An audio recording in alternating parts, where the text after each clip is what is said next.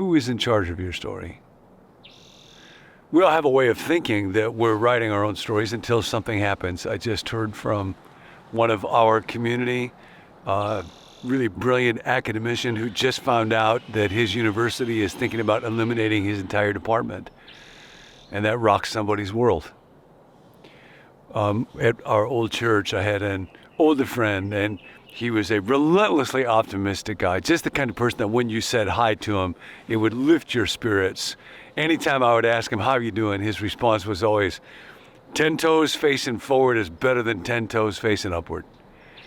He actually used to be a podiatrist, so he kind of lived in a world of toes. And just this past week, he passed away after an extraordinary life. And I thought about that response of his and how those toes that faced forward through so many, many years of challenge and joy ended up, as all of our toes will, facing that other direction. None of us is in charge of our story. So then the question is, are you willing, am I willing to embrace the story that God has for me?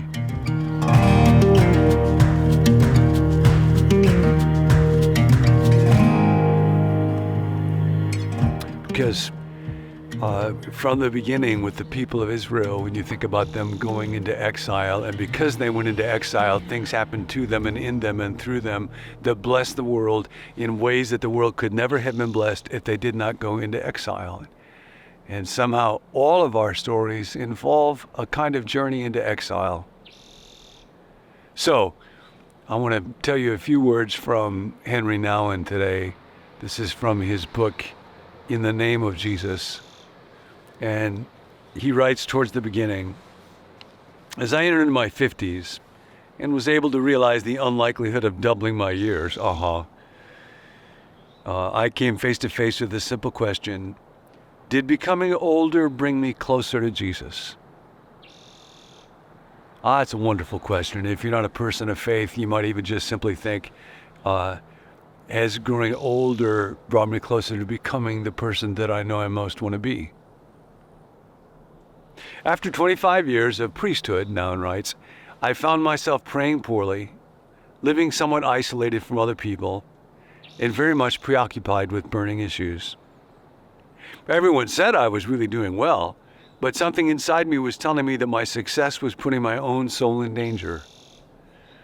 I began to ask myself whether my lack of contemplative prayer, my loneliness, my constantly changing involvement in what seemed most urgent were signs that the spirit was gradually becoming, suppressed. I'm outside and folks are walking right along a path here, so they're getting this information for free. Of course you are too. It was very hard for me to see clearly. And although I never spoke about hell, or only jokingly so, I woke up one day with the realization that I was living in a very dark place, and that the term burnout was a convenient psychological translation for a spiritual death. So he began to ask God, God, if you have another story for me, another journey for me, another way for me, please let me know.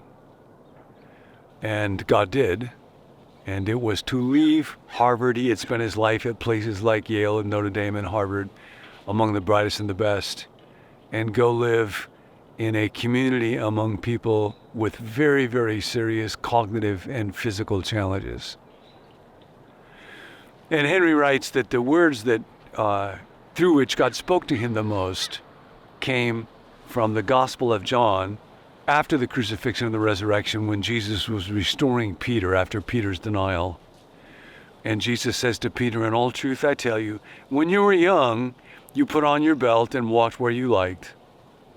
But when you grow old, you will stretch out your hands, and somebody else will put a belt around you and take you where you would rather not go. Those words, Nouwen writes, are the words that made it possible for me to move from Harvard to Larkey. They touch the core of Christian leadership and are spoken to offer us ever and again new ways to let go of power and follow the humble way of Jesus. The world says, this is what the world says about your story. When you were young, you were dependent, couldn't go where you wanted, but when you grow old, you'll be able to make your own decisions. You'll be able to go your own way. You'll be able to control your own destiny. But Jesus has a different vision of maturity. It is the ability and willingness to be led where you would rather not go. So that's the question for today. Am I willing to put God and not me in charge of my story? Where is God calling me to go today where I would rather not go? And Henri ends up moving into this community of people who are kind of thought to be at the bottom of the functional ladder where he had always lived on the top rung. And one of the instructions of Jesus that he learned, and this would be part of the journey for you and me in our story today, is how often Jesus would say when he would send his followers out, go together, go 2 by 2. Or he would say, where 2 or 3 of you are gathered together, I'm there in the midst of you. And Henri began thinking about, what does that mean for my story? And how might I include these brothers and sisters of mine in the work that God calls me to do? So he talks about how one time when he was invited to speak to a gathering of elite, bright, well-educated, powerful people in Washington, D.C., he decided to take with him Bill, who's a member of that challenged community with which he lives. At the moment, when he gets introduced to the audience, I still did not know what doing it together with Bill would mean. He had told Bill, we're going to go and we're going to do this together. So Bill was quite excited about this. I opened by saying I had not come alone, but was very happy that Bill had come with me. Then I took my handwritten text and began my address. At that moment, I saw that Bill had left his seat, walked up to the podium, and planted himself right behind me. It was clear that he had a much more concrete idea about the meaning of doing it together than I. I'm not in charge of my story. I have a role to play. I am accountable. I get to take initiative. But now, today, I'm invited to let other people become part of my story and for me to become part of theirs. Each time I finished reading a page, he took it away and put it upside down on a small table close by. I felt very much at ease with this and started to feel Bill's presence as a support. But Bill had more in mind. When I began to speak about the temptation to turn stones into bread as a temptation to be relevant, he interrupted me and said loudly for everyone to hear, "I have heard that before." He had indeed. And he just wanted the people who were listening to know he knew me quite well and was familiar with my ideas. For me, however, it felt like a gentle, loving reminder that my thoughts were not as new as I wanted my audience to believe. And for any of us who have ever taught or thought, just starting with me, ever have that sensation? Bill's intervention created a new atmosphere in the ballroom. Lighter, easier, more playful.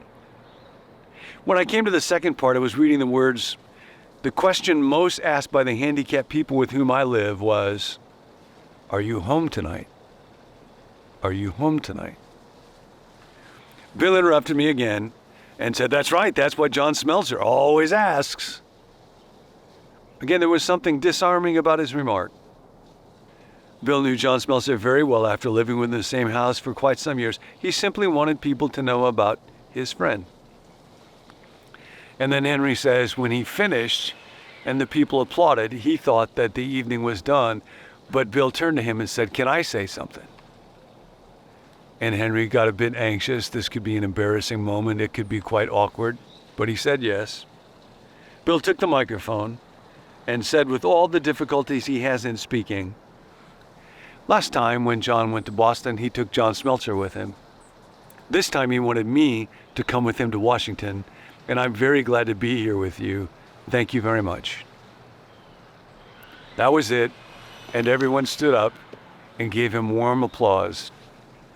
And Henri says for the next hour or so at that reception, Bill just went from table to table to table. "Did you like my talk?" And Henri realized that people might remember his talk, Henri's talk, for a little while, but they would always remember Bill's. And that's what it means to do it together. Here's what you want to remember about your story today. Jesus said, wherever 2 or 3 are gathered together in my name, in the name of Jesus, and that is in the spirit of Jesus, in the character of Jesus, in the way of Jesus, I'm there. So today, anytime you're with another person or 2, anytime you're having a conversation, or you make a telephone call, or you're looking at somebody's face, maybe somebody you know well, maybe someone that you have never seen before and will not see again, remember you have the gift of life this day, 10 toes facing forward. This day, another day will come, those 10 toes will be facing up, but not today, this day. How can I share my story together with you so that we can do it together? And then our stories are enriched, because we will be led to the place that we do not want to go. And if we embrace that place, we will find Jesus there, and we will bless somebody else. May God richly, richly, richly bless you this day. 10 toes forward. Hey, if you enjoyed that video, be sure to subscribe to our YouTube channel so you don't miss any future teachings from John Ortberg here at Become New. My name's Tim, and I'm a part of the team here. This series is all about stories. Everybody has a story, and everybody's story matters. And we want to know about your story, whether it's a story of coming to faith or a story of spiritual growth. Whatever it is, we're here for you. You can email that to us at connect@becomenew.com, or you can text it to us. You can also sign up for daily reminders whenever we drop a new video via text by texting the word BECOME to the number 855-888-0444. You can also send us prayer requests there. There's a team of us that meet to pray each weekday for viewers just like yourself. If you'd like to receive the emails that go along with each video, be sure to check that out at becomenew.com/subscribe. More than a video to watch, this is really a community to belong to, and we're so glad that you're a part of it. We'll catch you next time.